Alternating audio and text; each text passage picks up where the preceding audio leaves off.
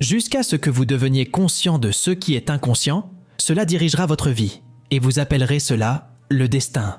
Carl Jung. Depuis notre enfance, nous sommes façonnés par les attentes qui nous entourent. Très tôt, nous apprenons ce qui est bien ou mal, ce qui est accepté et ce qui doit être caché. Peu à peu, nous nous adaptons à un monde qui nous enseigne à entrer dans des moules étroits, souvent au détriment de parties précieuses de ce que nous sommes réellement. La famille, l'école, les amis et le travail. Chacune de ces structures sociales impose des règles et des attentes. Mais le problème ne réside pas uniquement dans les choses sombres que nous réprimons, comme des pulsions agressives ou des désirs instinctifs. Le problème, c'est que, avec elles, nous enterrons aussi des talents, des passions et des fragments uniques de notre personnalité. Pensez-y, combien de fois avez-vous eu l'impression d'avoir perdu une partie essentielle de vous-même ? Une part vibrante, créative ou pleine de sens qui, à un moment donné, a été laissée de côté ? Avec le temps, la vie peut sembler moins comme une œuvre d'art en construction et davantage comme un projet inachevé, couvert de regrets. Et voici la question centrale. Qu'est-ce qui sépare ce que nous sommes aujourd'hui de notre potentiel maximal ? Carl Jung pensait que la réponse réside dans l'ombre, la part refoulée et négligée de notre psyché. L'ombre n'est pas seulement le côté que nous cachons aux autres, c'est celui que nous dissimulons même à nous-mêmes. Des pensées, des désirs et des pulsions que nous jugeons inacceptables, mais qui, malgré leur rejet, continuent de nous influencer de manière subtile et inattendue. Nous aimons tous penser que nous sommes rationnels, équilibrés et moralement élevés. Mais la vérité, c'est que nous portons en nous des envies qui ne sont pas toujours aussi nobles. Nous sommes impulsifs, nous cherchons le plaisir et le pouvoir, et nous avons un côté obscur qui peut être aussi agressif que créatif, aussi destructeur que transformateur. Que se passe-t-il lorsque vous enterrez ces parties de vous ? Jung expliquait que rien de tout cela ne disparaît. Tout ce que nous refoulons se dirige directement vers l'inconscient, où cela s'accumule, créant une tension invisible mais puissante. Cette tension façonne les décisions que nous prenons, la manière dont nous réagissons et même les schémas comportementaux répétitifs que nous ne comprenons pas toujours. Et tout cela est masqué par la persona, le visage que nous montrons au monde, le rôle social que nous jouons pour être acceptés. C'est notre façade, soigneusement construite pour plaire aux autres, mais qui nous déconnecte souvent de ce que nous sommes vraiment. Cependant, l'ombre n'est pas seulement un réservoir de défauts et de faiblesses. Elle est aussi l'endroit où réside notre potentiel brut.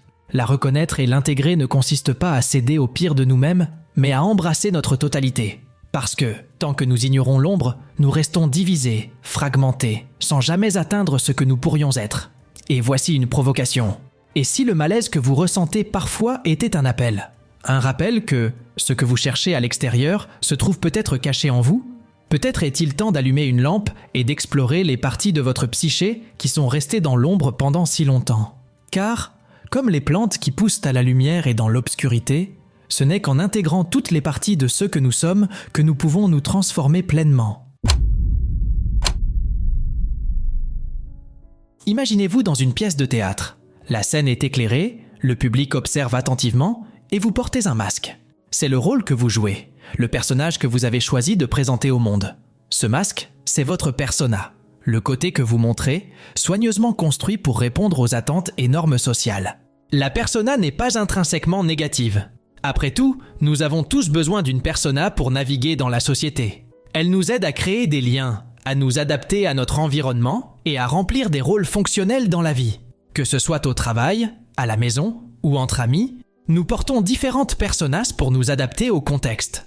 Mais la question est, dans quelle mesure ce masque représente-t-il réellement qui vous êtes ? Carl Jung a décrit la persona comme l'interface entre l'individu et le monde. Elle se forme dès l'enfance, à mesure que nous apprenons ce qui est acceptable et souhaitable. La famille, l'école et même les réseaux sociaux façonnent cette façade.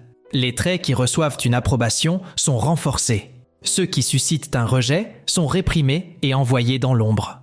Par exemple, imaginez un enfant curieux qui aime tout questionner. Si cet enfant grandit dans un environnement où l'obéissance est valorisée au-dessus de tout, cette curiosité sera rapidement réprimée. L'enfant apprend à ne pas défier, à se conformer en silence, et ce côté de sa personnalité est laissé de côté. Il en va de même pour la créativité découragée au profit de la praticité, ou la sensibilité émotionnelle réprimée au nom de la force et de l'indépendance.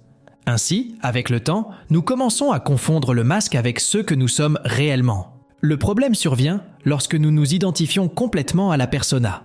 Lorsque nous oublions qu'elle n'est qu'une partie de l'ensemble, nous commençons à vivre une vie incomplète, fragmentée.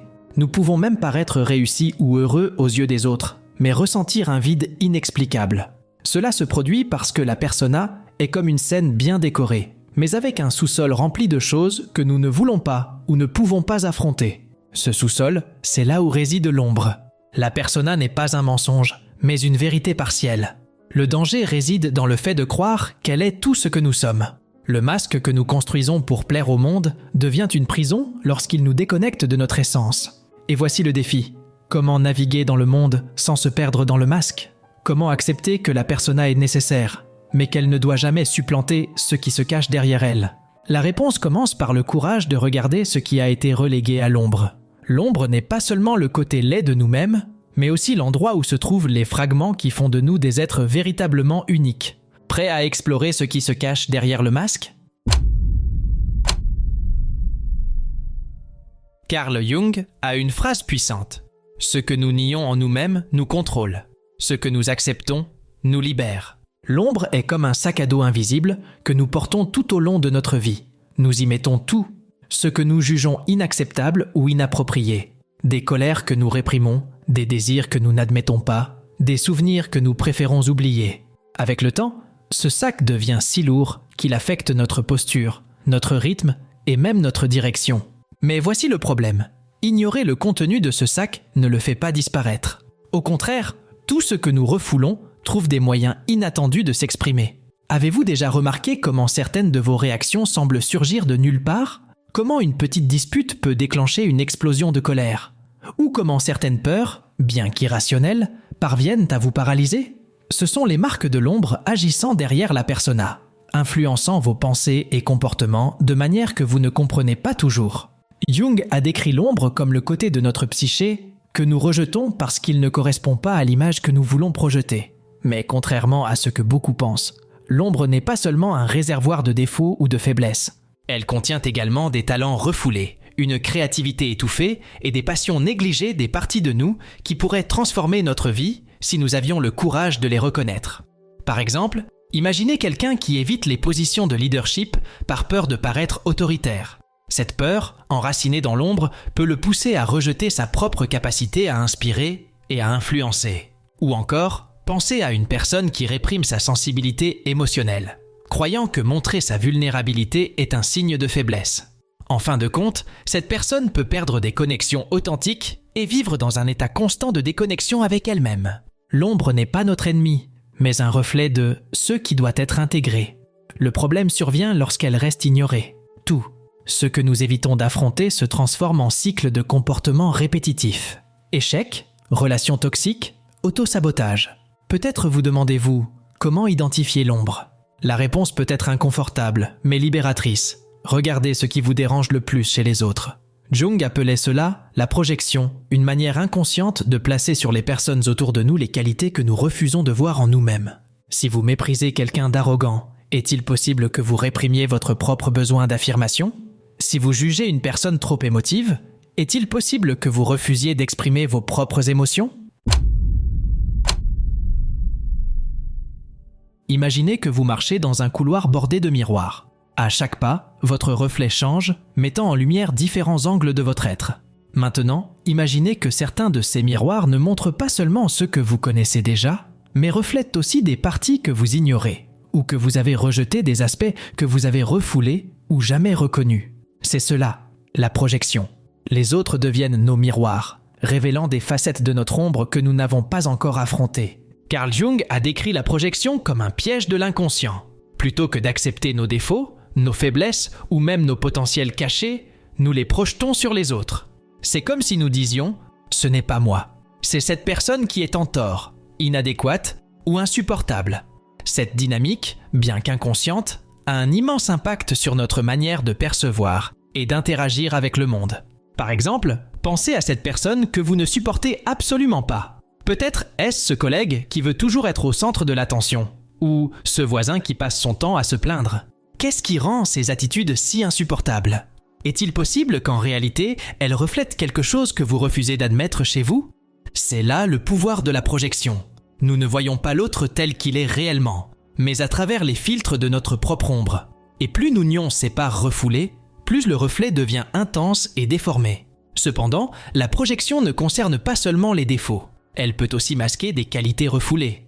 Par exemple, vous pouvez admirer profondément une personne courageuse et indépendante, sans réaliser que vous ignorez votre propre potentiel pour développer ces qualités. Dans ce cas, la projection devient un rappel des parties oubliées de vous-même, des aspects qui demandent à être reconnus. Cette projection constante n'est pas un choix conscient, mais une réaction automatique, le fruit de notre incapacité à affronter directement notre ombre. Le problème, c'est que tant que nous projetons, nous perdons l'opportunité de grandir. Au lieu de faire face à nos peurs, désirs ou faiblesses, nous les percevons comme des problèmes extérieurs, éloignés de nous. Alors, comment utiliser la projection à notre avantage? La réponse réside dans la conscience de soi. La prochaine fois qu'une personne provoque chez vous une émotion forte, que ce soit de la colère, du mépris ou de l'admiration, posez-vous cette question. Qu'est-ce qui, précisément, m'irrite ou me fascine autant? Et surtout, est-ce que cela reflète quelque chose qui existe en moi? Cet exercice peut être inconfortable, mais il est profondément transformateur. Il nous invite à aller au-delà des apparences pour explorer les racines de nos réactions. Jung croyait qu'en intégrant ces projections, nous pouvions commencer à dissoudre l'ombre et devenir des êtres plus complets. Cependant, l'intégration de l'ombre n'est pas un processus immédiat.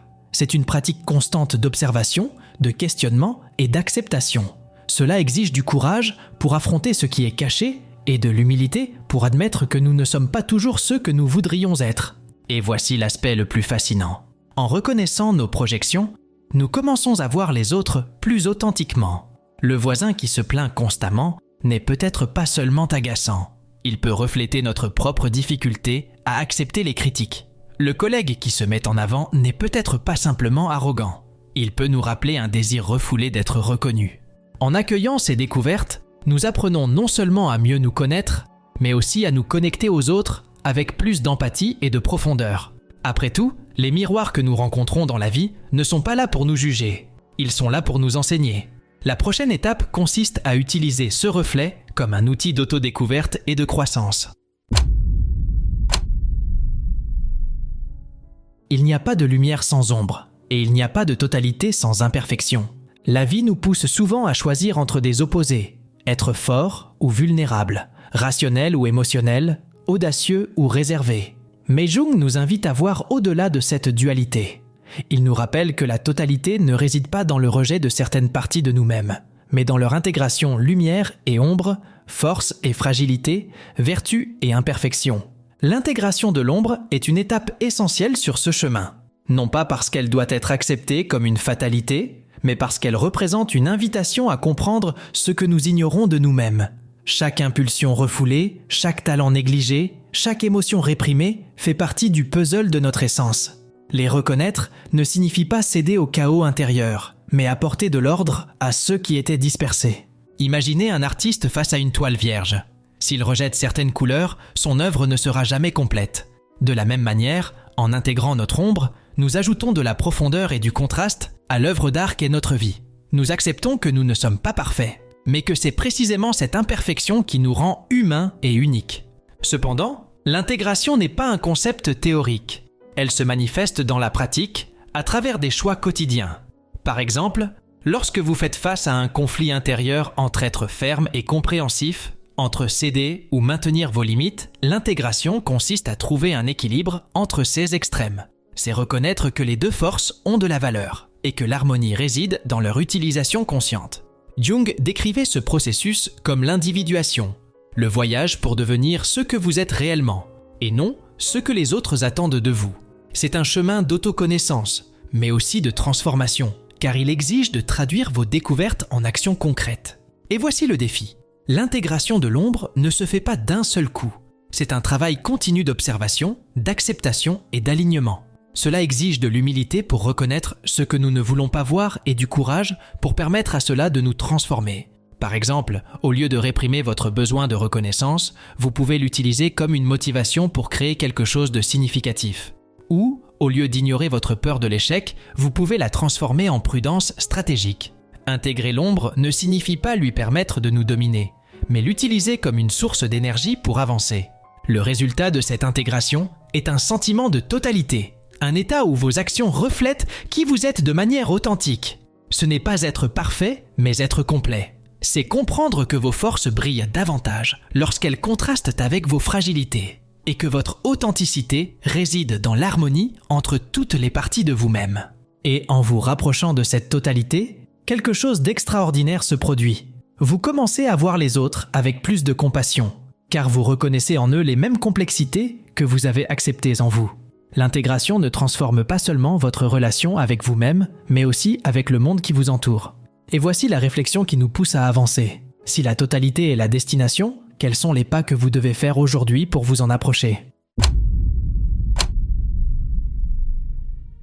Imaginez que vous êtes face à un immense puzzle. Chaque pièce représente un fragment de vous, votre persona, votre ombre, vos projections et tout ce que vous n'avez pas encore exploré. L'individuation, c'est le processus d'assembler ces pièces, non pas pour créer une version idéalisée de vous-même, mais pour découvrir qui vous êtes en essence. Jung décrivait l'individuation comme le voyage vers la totalité, où toutes les parties de notre psyché, conscientes et inconscientes, travaillent ensemble en harmonie. Ce n'est pas éliminer les failles ou les faiblesses, mais les reconnaître comme une partie intégrante de ce qui nous rend humains. C'est accepter que lumière et ombre coexistent, et que cette dualité donne profondeur et sens à notre existence. Le chemin de l'individuation commence par une étape simple mais exigeante, la prise de conscience. Apporter à la lumière ce qui est dans l'ombre et examiner les couches de la persona avec curiosité et courage. Cela ne signifie pas abandonner ce que vous êtes pour les autres, mais équilibrer les attentes externes avec votre vérité intérieure. La question qui doit guider ce voyage est: est-ce que je vis une vie qui reflète réellement qui je suis ? Ce voyage exige du temps et une disposition à affronter l'inconfort. Après tout, chaque découverte peut bousculer des croyances anciennes, des souvenirs enfouis et même l'image que nous avons de nous-mêmes. Mais l'objectif n'est pas de s'attacher à ce que nous découvrons. Il est d'intégrer, d'apprendre et de continuer à avancer. Cependant, il y a un détail puissant dans ce processus. L'ombre, loin d'être seulement un fardeau, est aussi une source de force latente. Lorsque nous apprenons à reconnaître et à canaliser ce qui est refoulé, ces forces cachées peuvent devenir des outils puissants. Pensez à votre besoin de reconnaissance, à votre ambition, à votre désir de vous démarquer.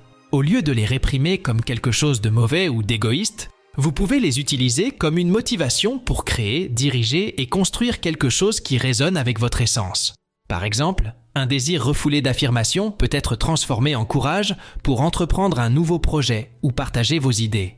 L'énergie autrefois dirigée pour contrôler ou cacher certains désirs peut être réorientée vers des actions conscientes et alignées avec votre objectif. L'individuation n'est pas non plus un processus que l'on fait seul. Les relations jouent un rôle crucial dans ce voyage. Elles agissent comme des miroirs qui nous aident à voir ce que nous ne pouvons pas percevoir par nous-mêmes. C'est à travers les interactions, les conflits et les connexions que nous trouvons souvent les pièces manquantes de notre puzzle intérieur. Et voici la beauté du processus. Au lieu de lutter contre les aspects sombres de votre psyché, vous les intégrez comme des alliés. Cette acceptation ouvre la voie à une croissance authentique, permettant de créer une vie guidée par l'authenticité. Mais ce voyage n'est pas linéaire. Il ressemble davantage à un cycle constant de découverte, d'intégration et de transformation. À chaque étape de la vie, de nouveaux aspects de la psyché peuvent émerger, demandant à être reconnus. Et à chaque cycle, vous devenez plus entier, plus aligné avec votre essence. Au final, l'individuation n'est pas une destination, mais un processus. Ce n'est pas atteindre la perfection, mais embrasser la complexité de ce que signifie être humain. Et, en le faisant, vous découvrez que le voyage en lui-même est la récompense. Alors, la question qui reste est la suivante. Quelle pièce de votre puzzle êtes-vous encore en train d'ignorer ? Parce que le premier pas pour devenir entier est de reconnaître que vous avez déjà tout ce qu'il vous faut. Ce qui manque, c'est simplement le courage de regarder, d'intégrer et de vivre avec authenticité. La véritable transformation n'est pas un événement, mais un choix quotidien. Alors, que ferez-vous de votre ombre à partir d'aujourd'hui ? Partagez votre réflexion. Souviens-toi, la connaissance est le chemin vers la véritable liberté. Compte sur moi et suis le lapin blanc.